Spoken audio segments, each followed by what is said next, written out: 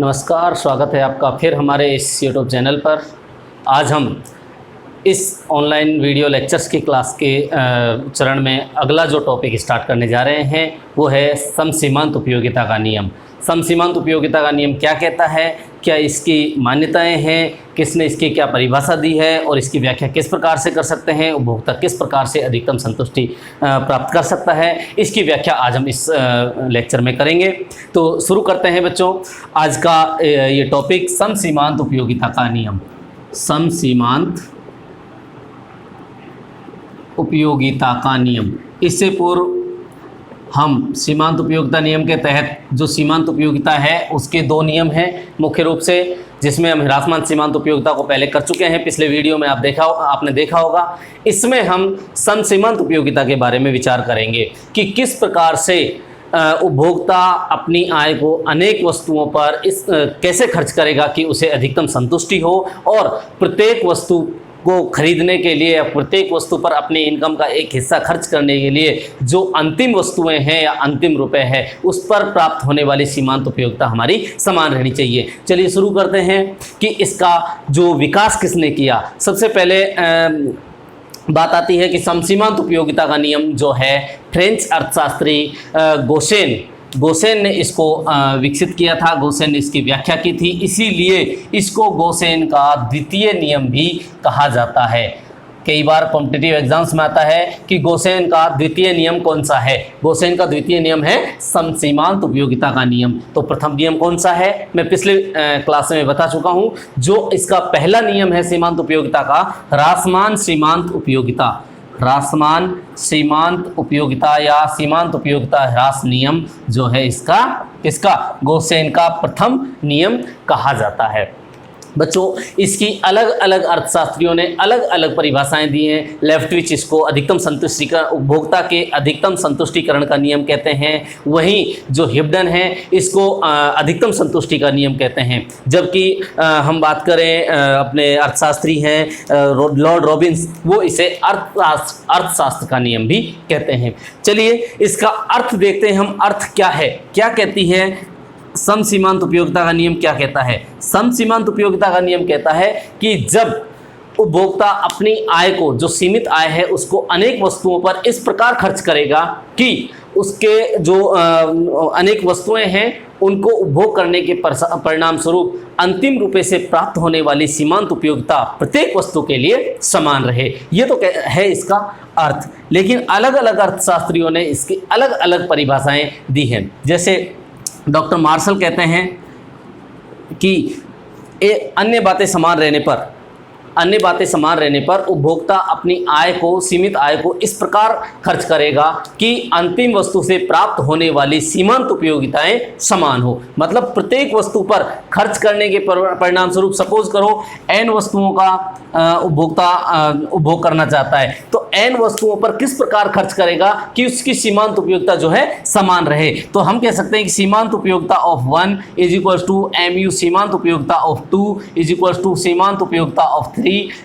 इस प्रकार से मार्जिनल यूटिलिटी ऑफ n, सभी जो वस्तुएं हैं इन पर खर्च करने वाली सीमांत उपयोगिता है जो समान रहनी चाहिए, ये कहते हैं मार्शल। वहीं प्रमुख अर्थशास्त्री हैं पॉल एम सैमुअल्सन, वो कहते हैं कि उपभोक्ता अपनी आय को इस प्रकार खर्च करे, इस प्रकार स्पेंड करे कि प्रत्येक वस्तु पर खर्च होने वाली सीमा या प्रत्येक वस्तु की सीमांत उपयोगिता और उनकी जो कीमतें हैं उनका अनुपात समान हो जाए। अर्थात सैमुअल्सन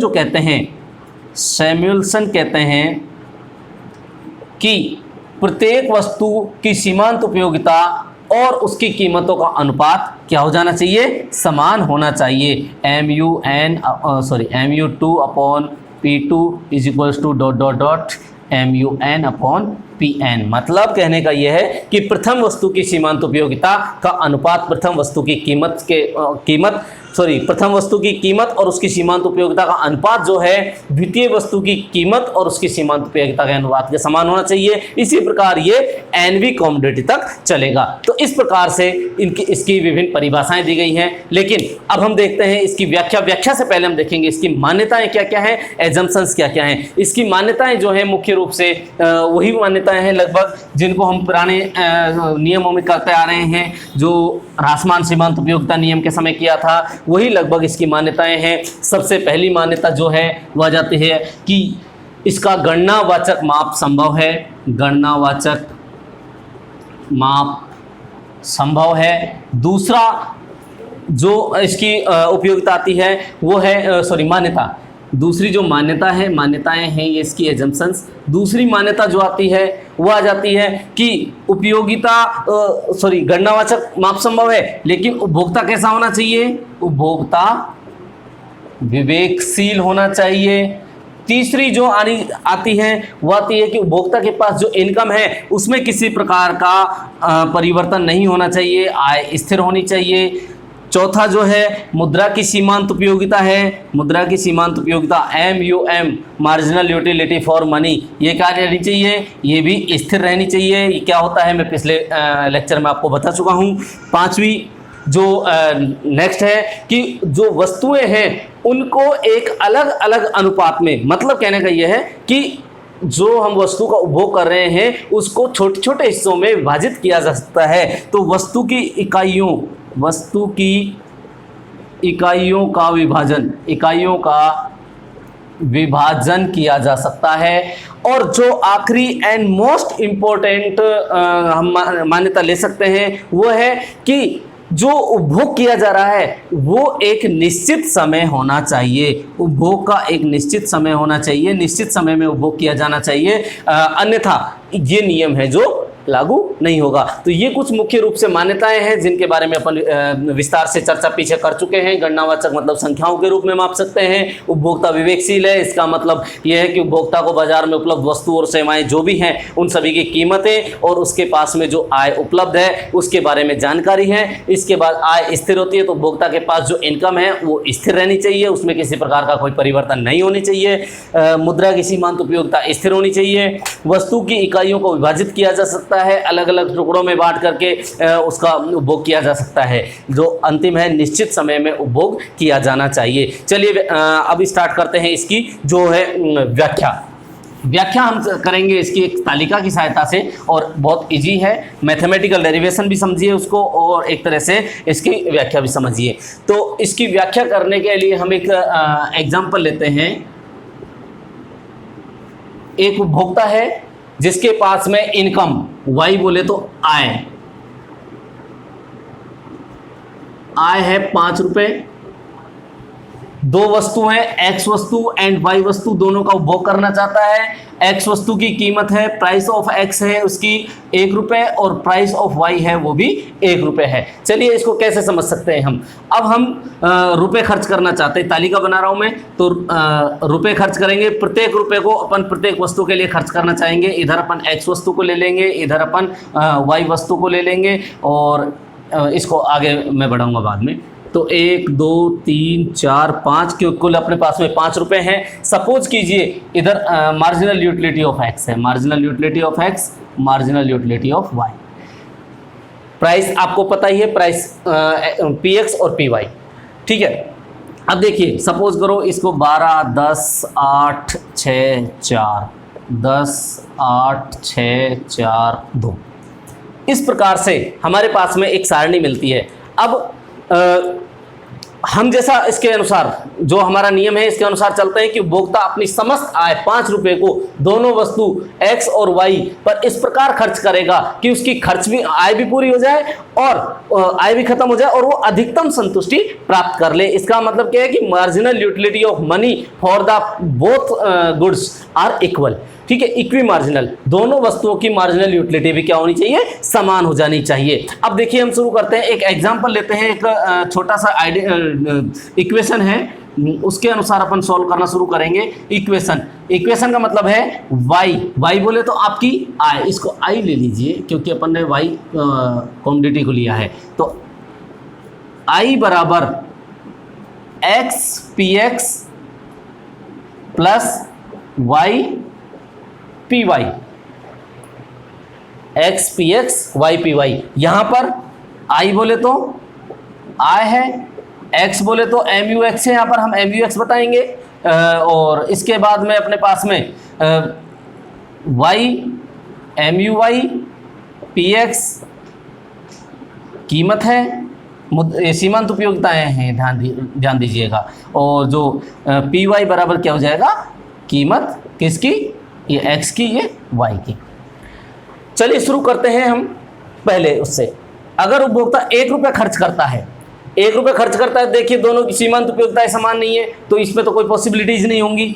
अब देखिए उपभोक्ता अगर 2 रुपये खर्च करता है, आप देखते जाइए यहाँ पर और यहाँ पर दोनों जगह सीमांत उपयोगिता समान होनी चाहिए। हमारे नियम का मतलब ही यही है, इसका मुख्य उद्देश्य यही है कि सीमांत उपयोगिता दोनों वस्तुओं की आय खर्च होने के बाद समान होनी चाहिए। तो अपन देखते हैं कि 10 यहाँ पर है, 10 यहाँ पर है। जब उपभोक्ता 1 रुपया खर्च करता है किस पर, वाई वस्तु पर, और 2 रुपये खर्च करता है 2 रुपये खर्च करता है एक्स वस्तु पर, तो उपभोक्ता की जो सीमांत उपयोगिताएं हैं वो समान हो जाती हैं। देखिए आई 5 रुपये है बराबर आई 5 रुपये है, एक्स पी एक्स, एक्स बोले तो यहाँ पर 10 और पी एक्स 1 कीमत है, प्लस वाई कितना है 10 और इधर भी 1 है, तो 5 बराबर 10 प्लस 10। तो इसका मतलब क्या हुआ, सॉरी इसको ऐसे मत समझिए, 2 रुपये। अब यहां पर देखिए एक्स वस्तु पर खर्च कर रहा है 2 रुपये, वाई वस्तु पर खर्च कर रहा है 1 रुपये,